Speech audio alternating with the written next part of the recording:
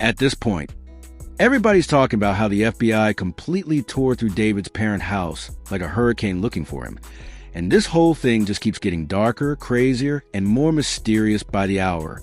From the moment people found out that David allegedly took Celeste's life, nothing has been normal. It's like something snapped in the air. The whole city got quiet. The internet went into chaos. And suddenly David, who once was that smiling kid in every picture, just vanished into thin air. Now, we're at the point where the feds are treating him like a ghost, a dangerous one. And they didn't just knock on his parents' door. They destroyed the house from top to bottom, looking for any sign, any trace, any clue that could lead them to him. But they found nothing. No David, no trace, no evidence of where he's been. And that silence is what's haunting everybody right now. Because when the feds start tearing up houses, it means they've already lost patience. It means they think somebody's hiding something. People close to the case say David was supposed to show up in court after what happened to Celeste. And when he didn't, that's when the alarm bells went off. The prosecutors thought maybe he was sick. Maybe there was some kind of misunderstanding.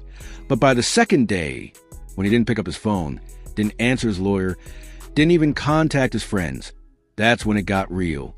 They said even his closest people had no idea where he went. Not one call, not one text, nothing. Like he vanished off the face of the earth.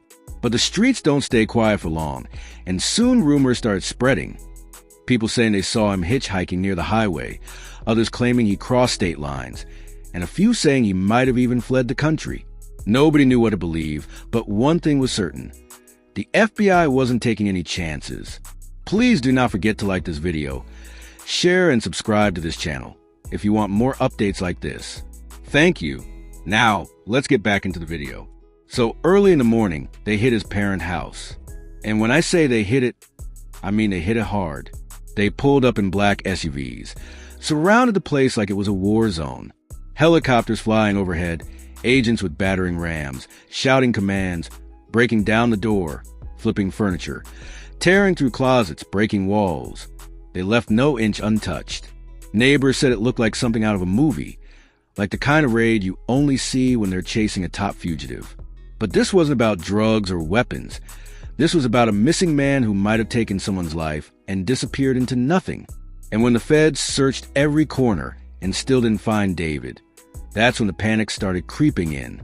His parents were standing outside, crying, confused and scared. You could see the shock on their faces. They didn't even seem to understand what was happening. One moment they're praying their son comes home. The next their home is being ripped apart by federal agents. But that's the thing. When someone's wanted and the feds can't find them, they go through everyone close to him. Parents, cousins, best friends. Nobody's off limits. They look at phone records, social media, even bank withdrawals. And yet, still no David. What's crazy is that before this whole mess started, David was living what looked like a calm, happy life. People said he and Celeste were inseparable, always together, always posting sweet pictures, always giving perfect couple vibes. But behind the scenes, something must have been boiling. Some say jealousy, others say betrayal, and a few say there was something darker, maybe secrets that nobody was supposed to know. And then one night, everything changed. The story goes that something went down between them, an argument that spiraled way too far, and by morning, Celeste was gone. It shocked everyone who knew them because nobody could believe David would ever do something like that. But when the police showed up and couldn't find him, all those doubts turned into fear. Since then, it's been like chasing a ghost. The FBI released his picture, his last known movements, even offer a reward for information. But the craziest part? Not a single confirmed sighting. It's like he just disappeared.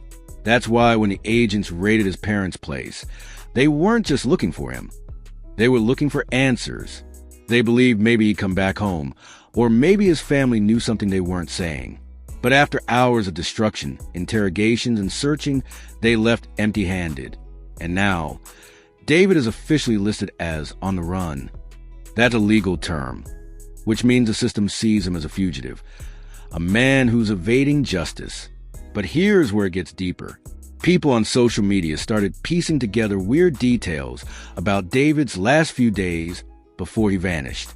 His phone last pinged near a lake outside the city. His car was found abandoned miles away, keys still inside. His social media accounts were wiped, every post, every story, gone. Almost like he wanted to erase himself from existence. Some say he planned this. Some say he had help. And others think maybe he didn't run at all. Maybe something happened to him, too. Because even though he's the main suspect, nobody can deny that his disappearance feels strange. Celeste's family is heartbroken and furious.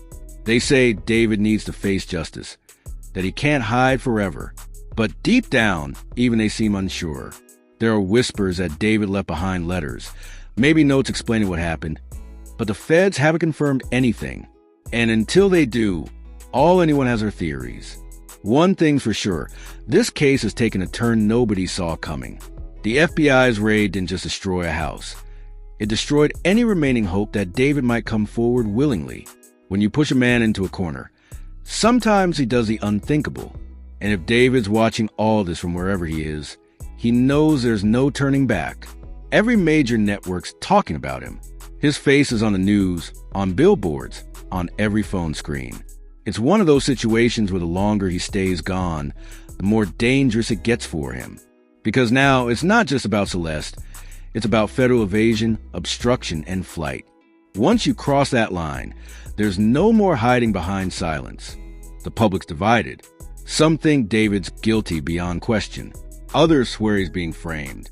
Some people say Celeste's death wasn't what it looked like, that maybe there were other people involved, and David's disappearance is just part of a bigger cover-up.